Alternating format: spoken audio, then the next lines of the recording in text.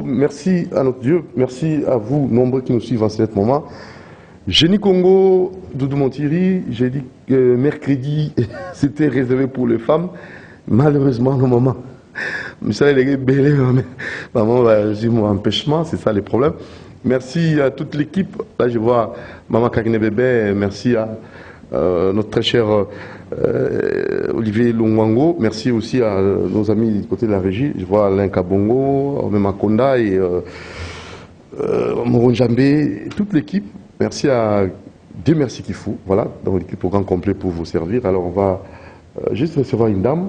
Et je crois qu'elle sera secondée par un homme pour essayer comme ça de débattre, analyser ensemble. Et Maman Doris, à qui j'ai dit déjà bonjour, Maman Malonga. Bonjour, Ndeko Doudou Montiri. Comment on a Doris Malongo? Mais Malonga. Faut que Malongo, Malonga. Ok. Napesi. DBP. Dynamique Bemba président. Spectateur Nyosombote. Rendez-vous Nabino à chaque mercredi à ma maman. Boye bagé Maman Doris à Kozangati. Naye ko répondre à l'invitation pour la moussa ba mama oyo balali ba mama oyo bazali nano na jololo na pesi mbote na staff na ngana ngalie ma staff dizo na pesi bino nyonso mbote mingi liboso à télévision pour botinda pe ba mama baya ebele. Merci. Merci Maman Doris Malongo. C'est bien. Allez, on aura deux rubriques. Dans la première, diététique, et la seconde, on aura les sujets du jour avec nos invités. J'ose croire qu'il y aura un autre qui va s'ajouter. Parce que maman a besoin de l'eau, empêchement. Maman Missa Leleki. Et surtout, maman il y a l'église primitive avec les pasteurs Casse, au empêchement et prompte guérison au révérend pasteur Casse. Donc, au Bika, parce que vous êtes un peu souffrant. Merci. Alors nous pensons qu'il faut prier. Donc il y a un endroit élu, un cadre approprié pour la prière, la concentration. C'est la maison de la prière, cité d'exaucement, sur l'avenue Suisse 42 bis. Je me suis bienvenu en Simba Nansel. Merci à Maman Charlotte Moulacha. Et vous qui aimeriez prier Dieu dans un endroit approprié, il faut nécessairement contacter cette grande dame, Charlotte Moulacha, et vous serez reçu et pourquoi pas orienté, et vous serez vraiment apaisé et à l'aise aussi. Voilà, le cadre est vraiment propice donc, pour l'éternel. Merci à Maman Ekembe, merci aussi à Naomi Ansimbanda et Karen Ansimbanda. Donc l'adresse, c'est l'avenue Suisse 42 bis. C'est le seul endroit à l'UPEN pour prier Dieu et dans un cadre vraiment exceptionnel. Donc la restauration, la bibliothèque, il y a tout pour vous concentrer comme il faut à la prière. Voilà. Alors on va passer à la rubrique diététique avec le docteur Athanase. C'est parti.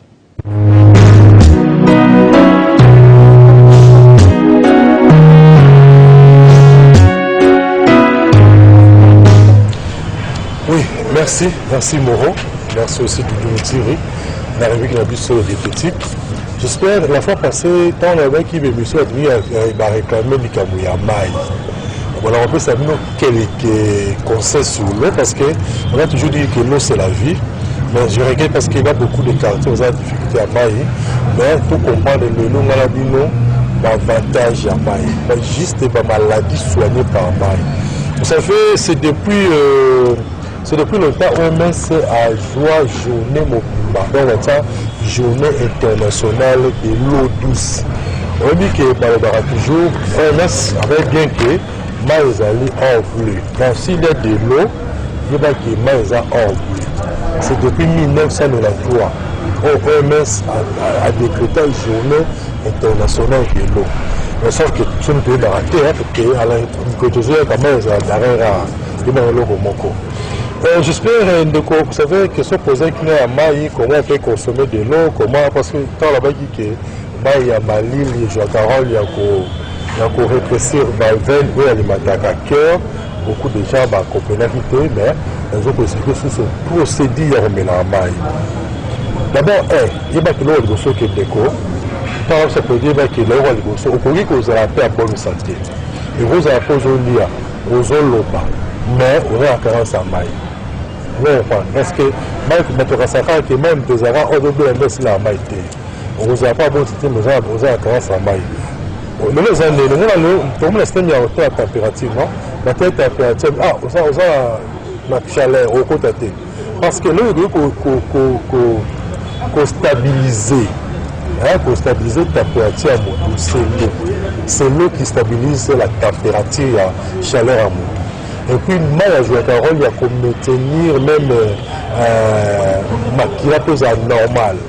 Et puis, parce que mon volume est maquilla, parce que vous savez, il y a la même somme de 6 000 maquilla, ça va être la maille. Parce que maille, elles ont pour stabiliser le volume de maquilla.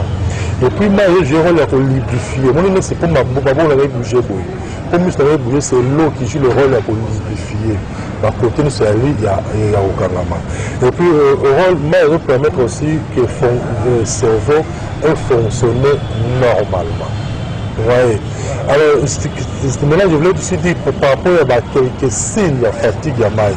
Au gros, vous avez que vous avez à maille. Parce que les signes de fatigue à maille, nous, on le mot de tête.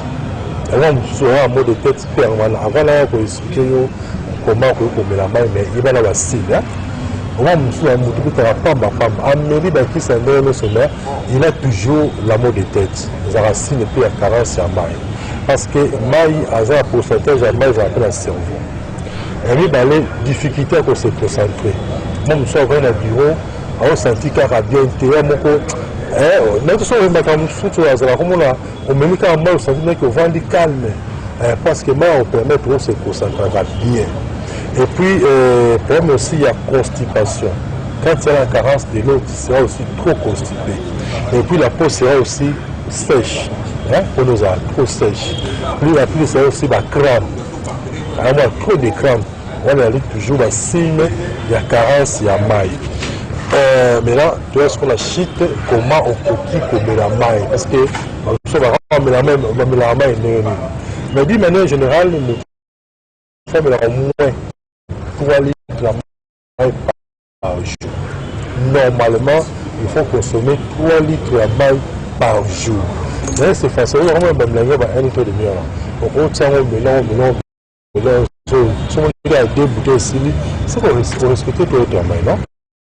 Voilà, il y aura du bosso. Alors, maintenant, on va expliquer maintenant le timing de la maille. Pourquoi la RMI va mettre la maille? Le bosso, il faut mettre la maille. Donc, ne vous en faites pas. Si on dit que numéro de la télévision, on communique un message. 081 81 14 365. 081 81 14 365 ou bien 089 62 68 038. 089 62 68 038. Tu n'auras un message comme ça, la police va vous répondre. Mais sauf que ce soit pour s'appeler un cabinet, parce que le bureau, ils ont un carrefour des jeunes. Ils ont aussi 4 ans pour la vie. Donc quand tu réponds à un carrefour des jeunes, on va dire premier étage et puis première porte, tu peux seulement le bureau dans les allées, parce que c'est un marabat. Alors, maintenant je dis ici, pour la main, moi il m'a été en l'amour. Et là, on va bosser mon frère, ma soeur, il faut mettre au moins 2 verres de maille. Dès que tant que je l'ai on quitte la bête, on met 2 verres de maille. Et je vais il y a qu'on nettoyer l'organisme de la moto. Nous allons prendre, on met maille après, on a un ça dans le quai, on ça dans le nez. Mais on met un jour, il y a qu'on nettoyer l'organisme de la c'est un mi balai. Tant que je mets la maille entre les repas, un mot l'homme qui met les mailles.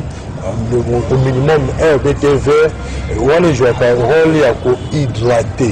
Même la chose à la pomme, il y a constipation, il y a trop constipé. Et en attendant, il y a un entre les repas pour permettre aux à la constipité. Mais notez bien, pas de l'eau froide, toujours de l'eau de robinet, mais en malolité. Alors, troisième, si on met la maille avant le repas, par exemple, dans le service locaux, avant, on va on met le fils qui est un verre à maille. On a joué un rôle pour aider une bonne digestion. Pour la digestion est bien.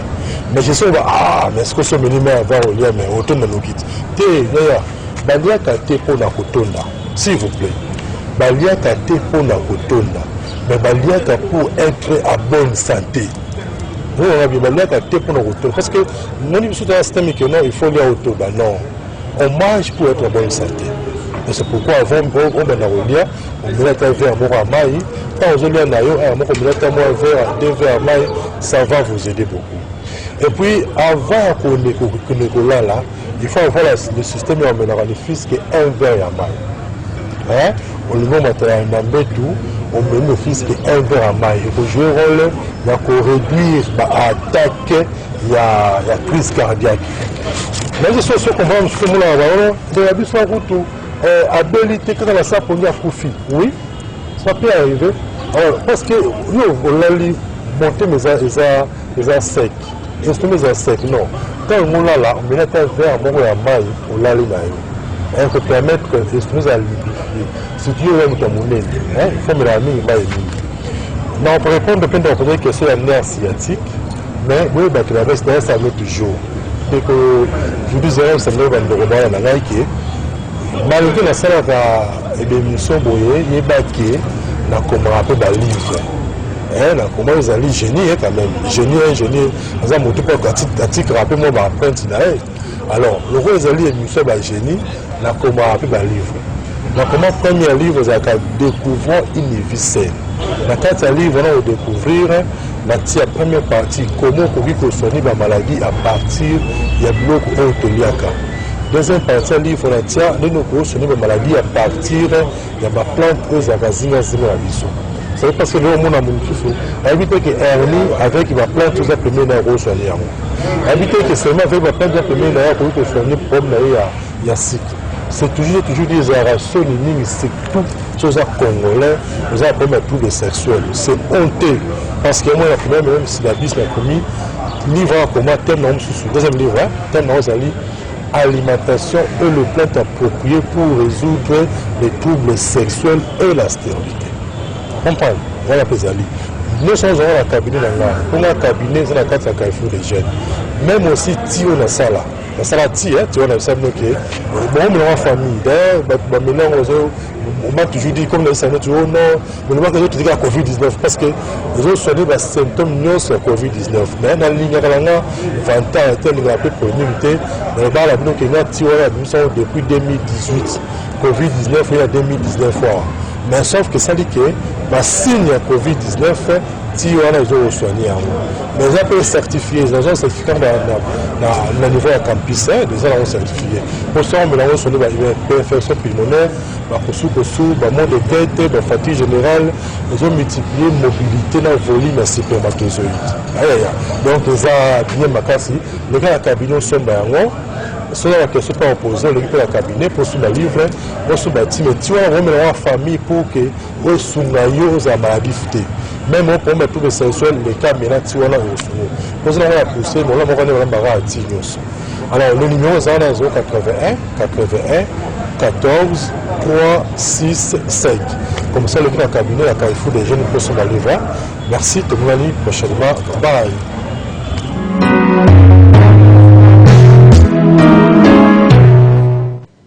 Voilà, on ne peut pas vraiment manquer des mots d'encouragement à vous, monsieur Athanase, qui travaille et aide plusieurs dames qui vous félicitent pour ce travail que vous faites pour la nation.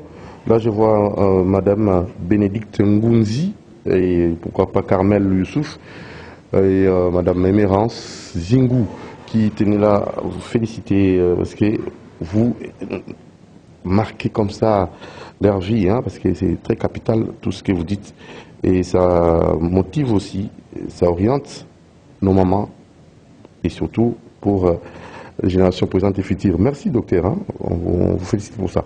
Alors on va faire quoi? On va d'abord passer à la deuxième rubrique, sujet du jour avec notre invité et on va aussi penser à Christelle Mukendi depuis la commune de Matete qui nous suit en ce moment. Place à notre sujet du jour, c'est parti.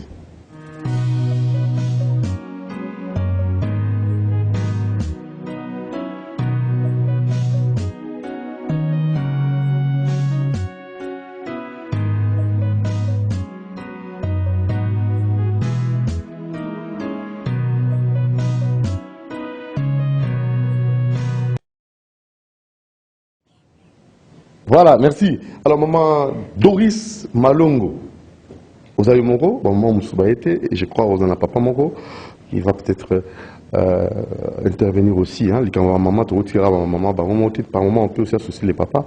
Maman, tu vas aller tout le bela, les camboya, maman, surtout les camboya prise en charge et considération des bureaux. On ne peut pas encourager cela, mais il s'est posé un problème.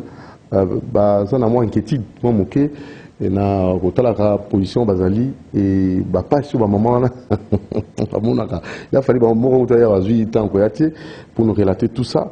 Alors tout le monde qui vient de débattre sur ces points là, mais avant tout côté na mozindo tout on a l'information à 2BP au PCU sur l'information sur dynamique Bemba président et on va directement passer à notre sujet juste après. Ok, merci Ndeko Doudou. DBP a évolué bien. Na Pessimbote et na coordonnatrice nationale Nabiso, maman maître Carmel Bapile, na Pessimbote sous Azali Kolandangai. Musala na DBP ezali makasi ndenge kaka toyebisaka yoke biso na DBP tozali pour la visibilité. Il y a président Nabiso Jean-Pierre Bemba Gombo. Na DBP na kendeki pop DBP ezali lokola pépinière esika MLC ezali ko benda batu oyo ya koma ba cadre sikoyo na koma pe na LINAF la LINAF oyo bauti ko changer biso tozui vice tozui présidente Yassika maman la Ligue nationale oui maman félicitations maman Mafuta na oya aza seconde na vice présidente Denise Villa félicitations maman Denise Villa. Félicitations, maman Denise Villa, vice-présidente, maman Koimafuta, présidente Nabiso, la Ligue des femmes. En tout cas, soyez les bienvenus. Toyambibino maboko polele, tozali toujours ensemble. Il faut travailler. Biso ba maman to benga ba maman ebele ba ya kokota na MLC parce que tala na MLC ndezali esika ba maman bazali ko s'exprimer et puis bazali ko zwa ba poste.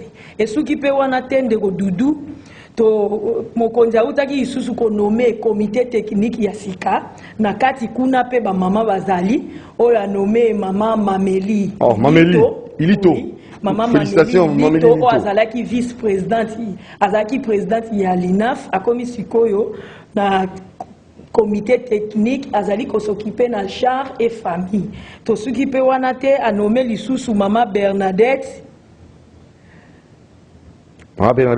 D'abord, la félicité maman Koimafuta, présidente, maman Rosette, maman Denise, coup de chapeau, on a félicité. Soyez les bienvenus, Moussala Malam, eza les bienvenus, mais Moussala déjà, bon Matissa Lissousou, Otala Kaka Biso, maman Toye, déjà Tozali, Jean-Pierre Bemba Zago, Pesa Biso, vraiment.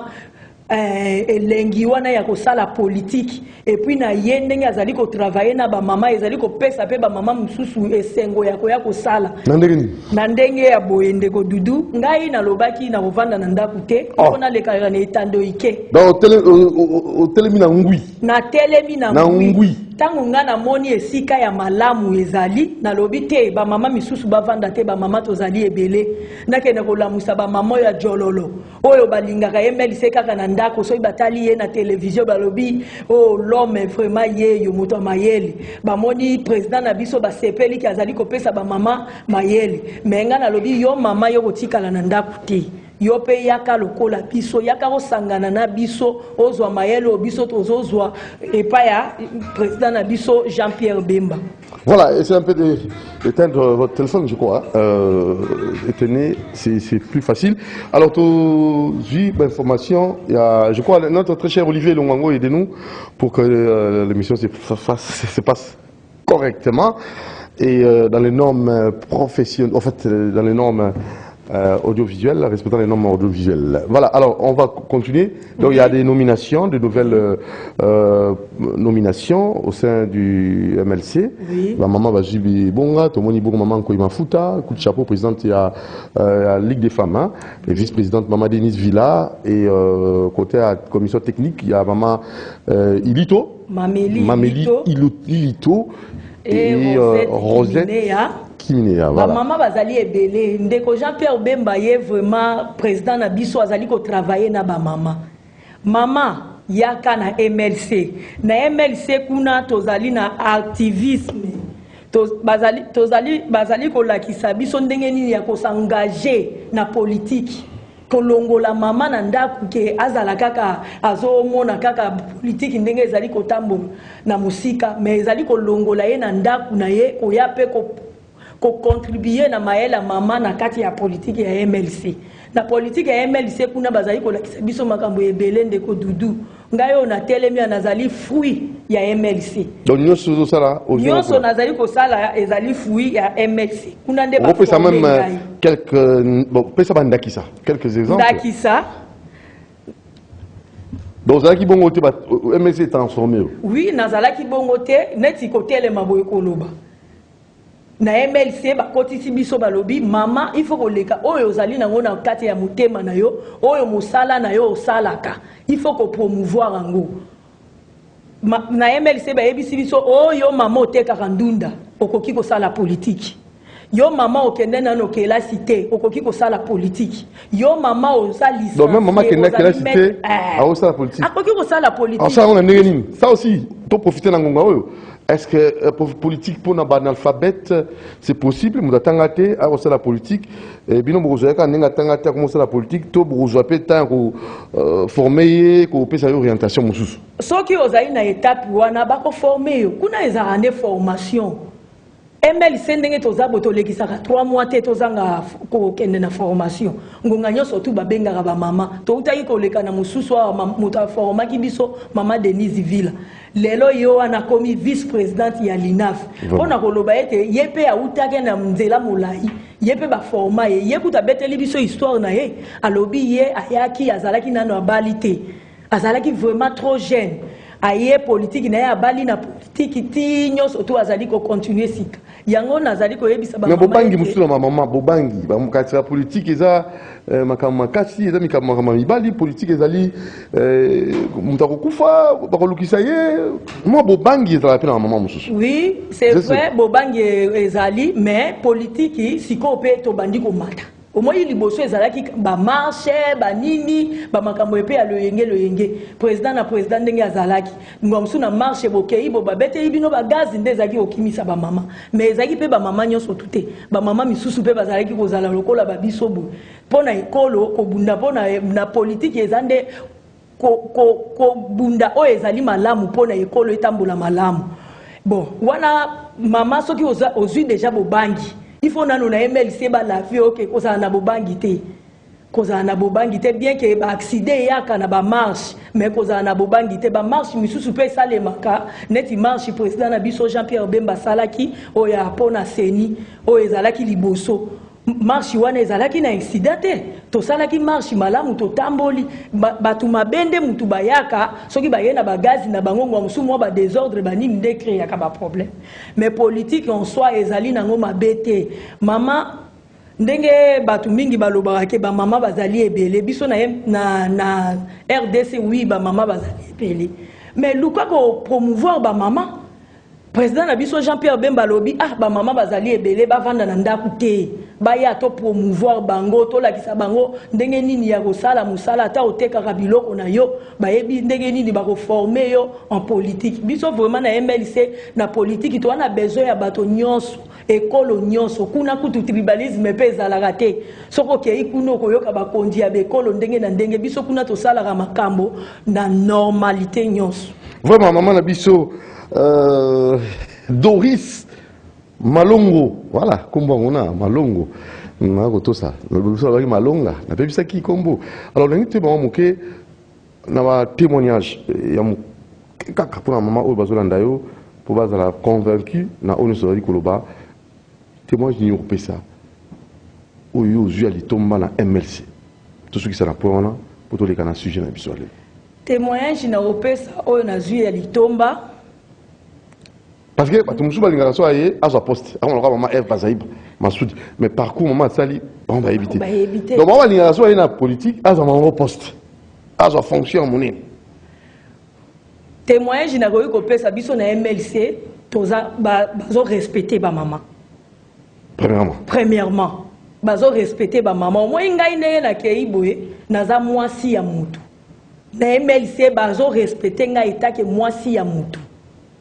bayebi singa balobi bien que oza mwasi ya moto longwa na esprit ya nini esprit ya kozala toujours politique moko ya CNC comme un esprit ya militantisme oza militant babengi ne sika boye okei courage wana na dynamique c'est cause à la dynamique na zui on a émission toujours avant coup de chapeau maman musu wana bakimi bon en fait bakima c'est trop fort mais bazuma empêchement loba net sikoyo bakoti singa idéologie ya ko recruter ba nouveaux membres komoni net na quartier na zali MLC ezalité il faut natambola bandako na bandako ko kene ko sensibiliser te awa biso MLC tozana besoin na bino ba mama net courage lelo ya koleka na plateau depuis na tanga kelasi plateau ya liboso koleka ezali ya ML bon naloba ya MLC te mais ya mokonzi oyo apesa pona misala na ye na MLC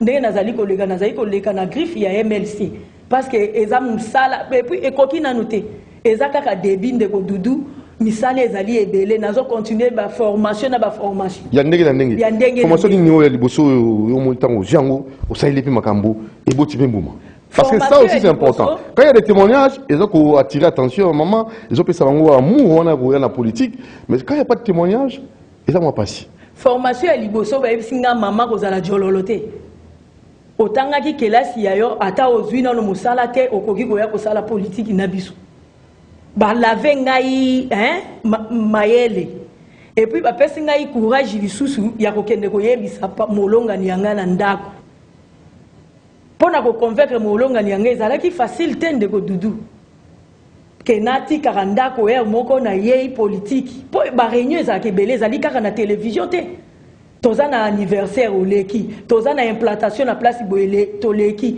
et puis esukite tokokende ba implantation bisika ebele papa ko autoriser pona nini pona respect soki musala esili na zonga kambala mo na ndako soki ba bengi ngai ezali likama musala mobai na ngai yebi o mona respect wana oyo na zuna no yebele na yango wana bona misala ba orienter pe misala bon na formation mususu ya ko yeba musala musala ko organiser musala na yo ko ba formation na ndenge soki ko sala kate ko sala moi na ebiti ba centre mususu la kisaka bon na ebiti formation mususu ko sala moi agi ko sala moi nini les partis politiques aussi ba sala bloc quoi ba bengi moto a former bino nango biso nanu neti na itape onga nazali neti ko management na ebiti ba formation ndenge wana ya ndenge wana nanu tozwite mais mama mameli tango tozaki na ye présidente ya l'INAF azalaki na idée wana ya kosala yango mais siko bazo former nanu biso vraiment nanu politiquement nanu na politique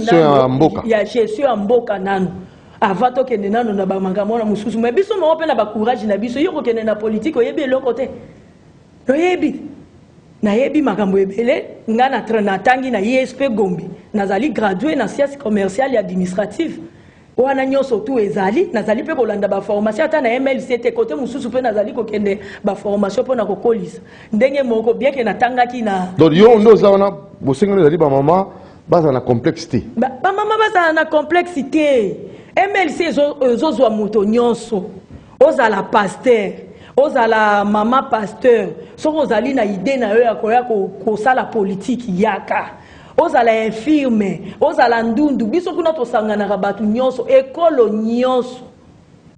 nyonso tu na MLC to bazali koyamba ekolo nyonso moto nyonso tu na mosala na yo oyo tekaka pilipili yaka neti ngai siko na ya na griffe na nga na tekaka mabaya ekamwisi ba mama misusu te rappeler osala nini nasalaka nakei nasombi ba grim ndeko dudu yo vandika na centre yo kendaka na ebale te banzete ya minene na memi yango na machine ya sillage bakati yango ba chevaux ba madrier na ba planche okutana na mama VPMF bazali besoin des problèmes biso tosimbaka oyo aye te oyo mama biso tosimbaka te loba tozokoyoka yo ezali mosala siko na MLC bayambinga na mosala wana est-ce que nga nazo travailler na bureau te kati yango na keko tikila ba client na ba chantier omoni ndeko dudu na kobenga oya pe na dépôt na ngai te to wala caméra la mo oya na dépôt oya kotala ndenge na sala kapona kopesa kaka ba mama makasi Voilà, on l'a dit jean, on l'a dit pantalon, on n'a pas ketch. Na beta kangonyo surtout combinaison na ngai nazo sa musala. To ko landela musana yo na bilili. To la savait maman mususu ndenge maman Doris Malongo. Ndeko dudu. Neti soki olobi ke MLC ponaka. MLC ponaka motote. Toke ina nzela Équateur. Kuna ba mama mingi bazali ba pêcheur. Bazolo ba bambisi sikoye ekoki ko sa politique te. Bandeko na nga Équateur na pesi bino mbote bisika bozali neti epa na biso na libinza mwasi asalaka kaka pêche alors bakambisi soki kuna toketo implanter MLC na biso siko mwasi ya mbisi soka lobi nga na sala mbisi na yeko sala politique toko yamba ye nyoso tu wana bazali ba électeur to sangisaka bato nyonso. Très bien. Alors to boucler toke siko na sujet to sengo lobela bien qu'il fallait ça na ba maman mususu ni ko zana mais to zangote.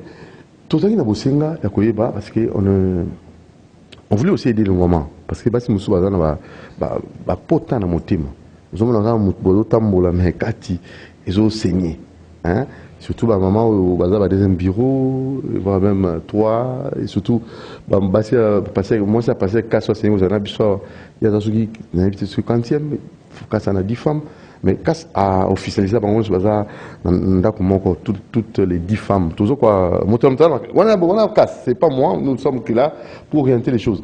Maman ni Zoloba, maman au bazar s'est positionné à deuxième place, troisième, au bazar n'a pas moins souci.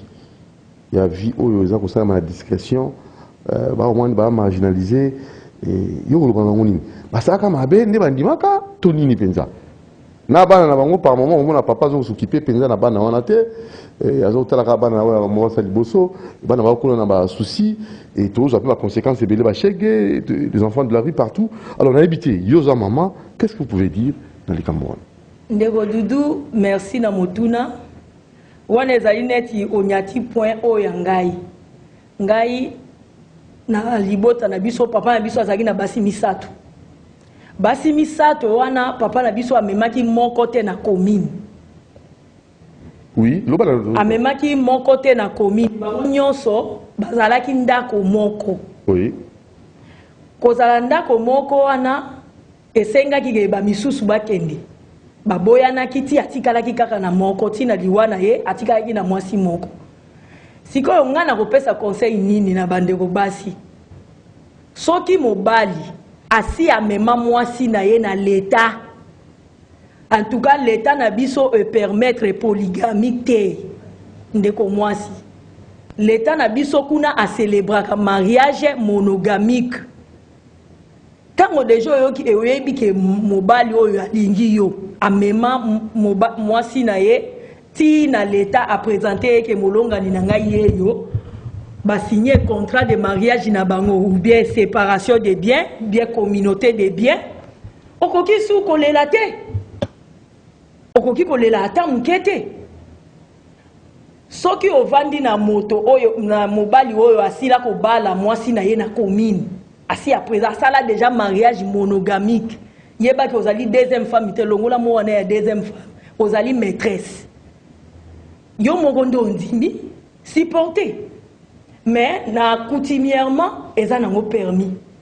Bokoki kozala ta 10 lokola de pasteur na biso pasteur Kas oyo na yokela guerre moko mawa et kamusaka nga kozala na basi 10 esika moko. En tout cas, il faut zala ba nerf solide. Na pesi mama Titi mbote, mama Titi wazali molonga ni ya pasteur Kas atana ba mama Titi bango nyonso baza vraiment ba nerf solide. Eza eloko moko ya kotinda ndeko na wa sala te. De moi vraiment na ko conseiller ndeko mwasi ete mibali bazali ebele. Mibali bazali koyoka te ko mibali bazali moke biso basi tozali ebele. Nzambe tanga sala ki mokili alongola ki de côté te epa ya mobali po asala basi mibale. Nzamba alongola ki se koti bo moko asali mwasi po mobali po na mwasi moko mwasi po na mobali moko ndeko dudu. Ngana koyebisa bango tango yoso yebi ke moninga zali. Pourquoi si moyo kapasi? Yo siko lingo sala plaque o longola moninga yonde okota. Supporter kakati. Oko supporter? Voilà. Alors lelo na yebi ke na baki nzambe ba sali papa ye nous allons ici, nous avons Nabi Okito, on a un bar qui font une brèche. En fait, Nabi, mercredi, comment qui est ma maman? Nabi, Doudou Montiri, Génie Congo est une émission d'une portée scientifique et non un écho du MLC. Attention, tu t'écartes de ton cahier des charges. Papa Nabiso, l'émission est la thématique. Alors, avant d'inviter ma Coca, comme Maman Zali, la dynamique Bemba président, a invité Toyambi, on ne peut pas continuer. Alors, Tobo et la ici, pour émerger. Donc, au PC temps, à PSA, ici, et fonctionnement, ou bien dynamique, tout ça. En attendant, tout le monde invité, tous les invités à comment? Invité à Coca. Comment mais atteint, c'est thématique de M. Bandi. Donc, Zalano à l'aise, Génie Congo, c'est sans coloration politique. Génie Congo, Eza, Makanisini, nous avons fait ça pour Congo et Liboso. Et maintenant, maman n'a qu'à dire à ma solo de Soyenaye, maman va jouer, et l'autre, Ramotouya, moi, c'est s'impliquer dans la politique pour le développement de Bokanaye. C'est ça, Génie Congo. Donc, tous ces cartes, Penza dans le cahier des charges. Peut-être comme MLC, nous avons tout ça, mais toujours, mais ça, c'est important, maman, de mise dans Makambo, Italie, politique, en Bokanabiso, implication des femmes. Dans ma cambotali politique, c'est très capital. Donc ce n'est pas parce que c'est, même si c'est MLC, même si c'est IDPS, même si c'est PPRD, même si c'est Palou, on n'en disconvient pas. Mais nous, nous allons plus nous intéresser dans le message où ils sont forts pour activer, pour booster nos mamans. Ce n'est pas la coloration politique. Donc tout ça, on a pour n'angoter. Toute femme qu'on pouvait recevoir, à quoi le Bela Makamboya et l'autre structure Yazali. Nabo Kito. Ngandou Kissassi, fils du général Ngandou Kissassi, Boni. Président immeuble présidentiel. Correct. Sentez bien. Allez, c'est parti. Peut-être tu as une information, on a évité au Bandarana un message aux Anango, mais thématique, nous avons dit totali, comme on a un chèque, comme on a un souci. Et maman, quand on a tout ça, la collectif, ma maîtresse. Mais il y a aussi des deuxièmes bureaux. Mon bal, soit moi, si mon co, ça va un problème. Ensuite, peut-être, il y a moins force, on a quoi, je pas de bosso. Pour d'autres, mais quand on a solution à problème, pour pas n'abisso à maman, pour maman, on a pu pas à l'aise. Pour tout jouer dans la carte, il y a ces livres de base, il y a pas de tonga écolo. Moi, on a collé dans mon terme à ma casse. Tant qu'on peut ça gérer l'eau, on a monté à ma casse. Mon colis n'a pas porté trop. Beaucoup de personnes qui manifester au IAJ dans les parents. Alors tout ça, tout ce que les parents n'ont parce qu'il y a aussi des blessés. Blessés, vous en tant qu'homme, mari aussi, vous pouvez savoir ce mécanisme. Oui, toujours. Oui, bien sûr, merci Nandeko Doudou Montiri. Respectons les gestes barrières, tous les amis. Ban Nanabiso, pour respecter les gestes barrières, maladie Zali, on n'en disconvient pas avec cela. Pour respecter les gestes barrières. Ban Nanabiso Abassi, quand tu trouves un partenaire, il y a des maladies sexuellement transmissibles et des grossesses non désirées, utiliser les condoms. Ce qui est là chaque jour, tout le Bélakango, pour Ban Nanabiso, bazo bon et belé, moi et belé. Parce que ce total, moi, dans mobile, moi, c'est basé dans le même droit. Mais mingi to privilégier kabana bana mibale. Et à des avantages, il y a bana basi. Alors, moi, si net n'a pas papier anglophone ici, quand on a cola, n'a pas papier anglophone, même moi, ça a zemi. S'il est capable, il y a kilasi, il y a kilasi. Mais ici, chez nous, ce n'est pas le cas. Donc, il y a mis instrument d'injure. Or, bana mibale, basali gaffe ensemble. Ça c'est de l'injustice. Bilogo na to telemilango. Bana boye babatir langue boboya. Parce que ba maladie dans les salives et belé pandémie makambo belé. Si vous trouvez un partenaire, soyez prudente. OK ma fille. Merci beaucoup. Alors, likamama lobi na kuti mama zoluba ya makambo ya mobali moko mwasi moko aza tout à fait na raison. On a raison et puis totalement raison. Je vous ai dit la fois passée que non, peur de la polygamie. Aza mwana ya mobali ya Caïn. Mwana ya Caïn nde muto abanda lisolo ya polygamie dans le monde. et vous comprenez moi na nani. Parce qu'il faut que la Bible bien. C'est autant la Bible, autant la Bible, c'est l'avantage à moi terme au niveau développé. Allez, on continue le développement. Jésus-Christ a yalobi, Moïse nous a permis. Tu dis quoi? Il a dit au départ. Il était comment? Un homme, une seule femme. N'est-ce pas?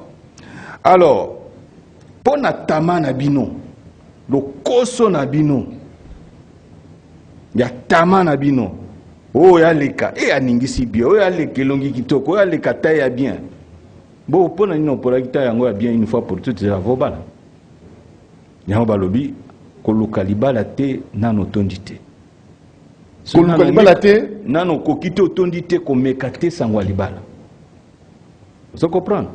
Alors, tant que pour moi, si, pour une fois, gouna yo, parce que nous avons un gouna yo, pour un gouna yo, il y a vrai. Que ça a été moment occasion, non, bala moi si a gouna yo, nous avons un gouna yo.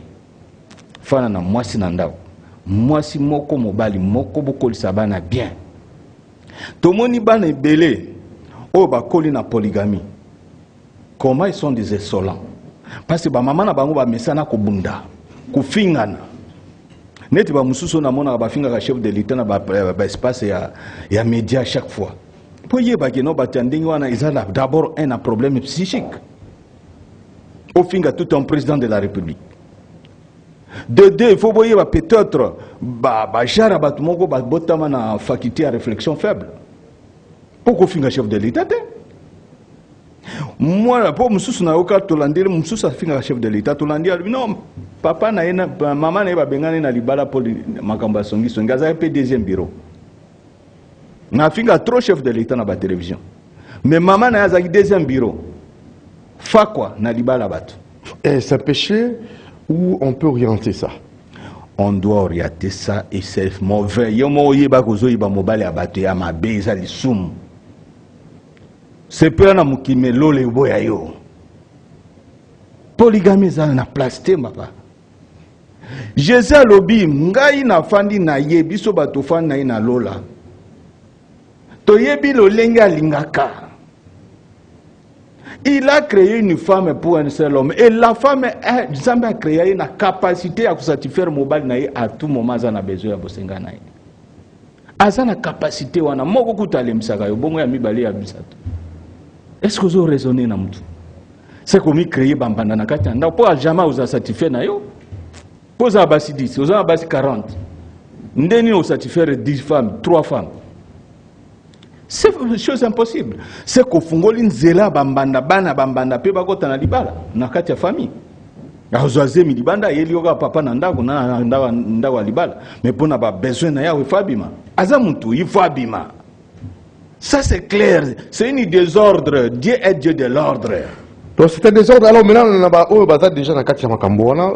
Ola jeni Congo. Tika libala bato. Siko solution nini na ba papa baluka makambo abotina basi ya bato abotina mwasi ya libanda azuza solution ya bana wana. Asenga pardon na. Akena bana wana. Asenga libala.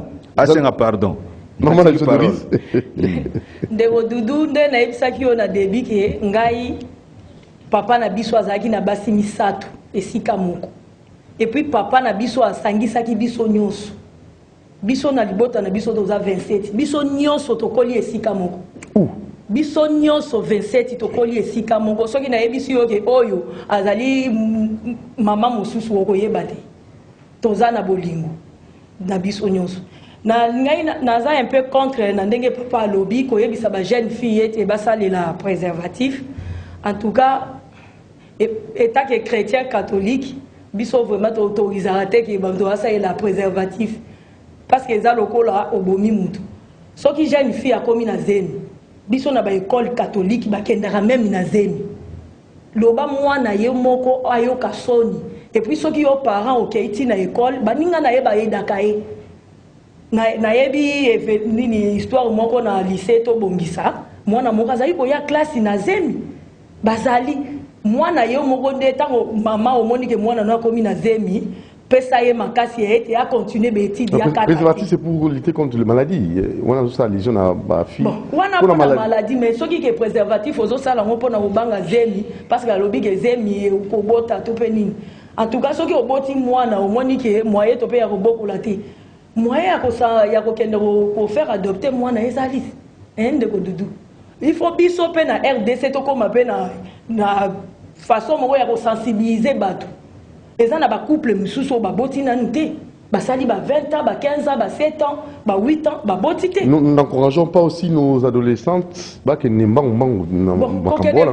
Bon, bibliquement pe boyi préservatif. Et ça fait net lokolo bomi mutu. Et ko bolo ba nani mo conseil le ko boté, et ça mabe, c'est ça. Mais ça la clair na terme, yozo boya. Direct bozo ça ma sumu ba batema sima préservatif. C'est ça non? Ademo ko sala. Et ça na makambo mususu oya kenda ke église tanga zolanda ba mateya na ene église akoki ko salela ngote mwana mususu pe na ndenge akoleli akoki ko salela ngo. Ndeko dudu ndenge papa alobi soki yo mama omoni ke neti coutumièrement soki atandi ata bino 10 ça va mais soki asa mema moko na commune hein yo oza déjà perdant soko ye na sima.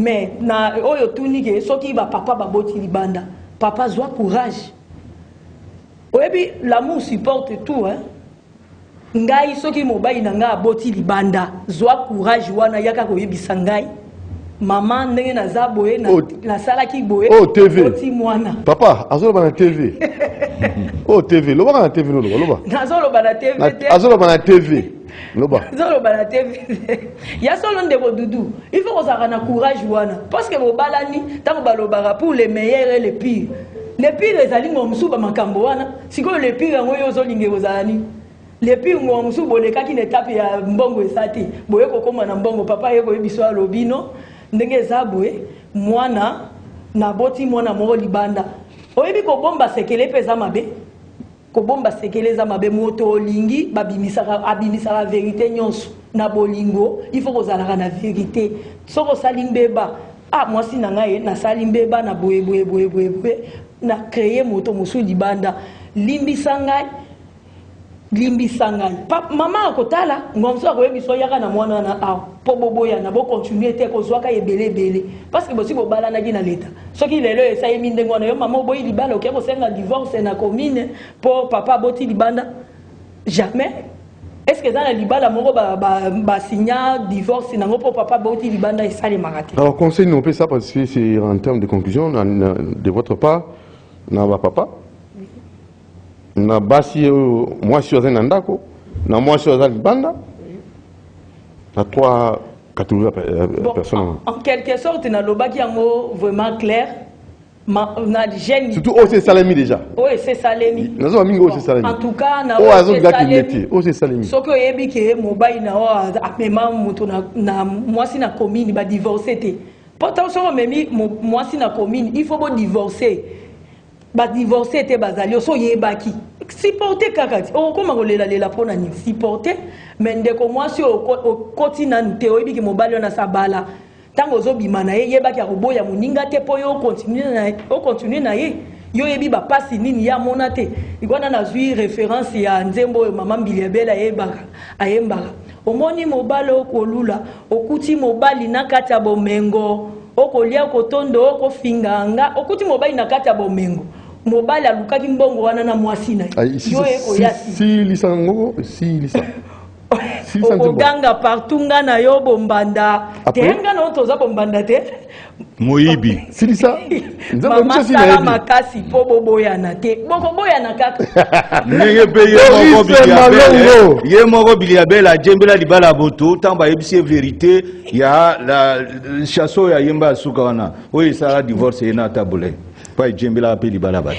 Alors merci maman Doris. Alors monsieur Navi Okito Tomina Souka en termes de conclusion. Na évité to lobi atako tout en fait. Mon émission va dire maman to de 30 minutes. Bon ah oui moi injustice non mon en plateau bon na évité ça.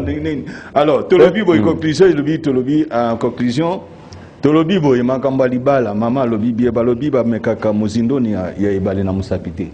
OK alors il y a un lobby et le contraire de ce que lui-même a mis contredit. Parce que toyebi biso nyonso tokola na ba quartier na ba famille ba polygamie na ba quartier toyebi ne masoliza après liwa ya papa puis to part, n'est-ce pas? C'est une désordre. C'est une désordre toyebi yango très bien. Alors de deux, soki to lobby préservatif ezali ba réalité au tozo vivre. Vous comprenez? Réalité du terrain pour défendre les enfants. Pour que les enfants bakoye na ba grossesse non désirée. Bakoye na ba maladie sexuellement transmissible. Il faut qu'on prévoie parce que bana balobi adolescence. Il adore tout ce qu'il voit bien. Mais sagesse est agate. Mais il faut se côté sakabana que non. So vous trouver partenaire réalité à terre yangon. So lobi na Bible baboy condom. N'époque ya Bible condom izagate et continue na Bible mkoni. Alors ceux qui balobi ezali pona oboma bato. Mais pour ni basango ba umoko ba botakate parce que ba oboma bato. Nzamba lobi multipliez-vous. Bango ba comme na pédophilie. Merci beaucoup. Donc c'est na bana tout ya Congo bo soutenir président de la République, bo soutenir ba allié nyonso ba Jean-Pierre Mbembo baza ko soutenir mokonzi mboka na parti MNC. To continuer ko yebisa bino ba allié nyonso président de la République to ko soutenir bino. Awe tozana fou du roi azali oyo kaka le maître droit ya chef. Biso tozali awa pona kolobe la chef de l'État. Tozali toro remercier bana Sankuru bana Congo espace Grabandondo Équateur. Chef de l'État zoya kuna bo réserver accueil ya munene. Biso tozaka l'avance. To remercier bana Sankuru bana espace Grand Kassai ne ba yambi mokonzi mboka. Ndenge pe zoya na Équateur, ndenge pe zoya na espace Grabandondo bo réserver. Oyebi ke non mboka na biso ezaki depuis longtemps dirigé par des étrangers. Les étrangers bazan na biso au-dessus en dessus de nos lits. Bazan habite à tous les niveaux.